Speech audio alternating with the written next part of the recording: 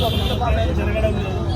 ఈ మధ్య నోటిఫికేషన్ వచ్చింది కాబట్టి దాని ద్వారా మా గ్రామాన్ని మండలంగా చేయాలని చాలామంది కోరుతున్నాము. కాబట్టి అన్ని అర్హతలు ఉన్నాయి. హాస్టల్ ఫెసిలిటీస్ కానీ, బ్యాంకులు కానీ, రవాణా సౌకర్యాలు కానీ. కర్ణాటక కూడా దగ్గర ఉంది. హైదరాబాద్కి కేవలం 6 గంటలు. ఇలాంటి చాలా సౌకర్యం ఉంది కాబట్టి మా గ్రామాన్ని మండలంగా అలాగే చాలా మంది కోరుకున్నాము.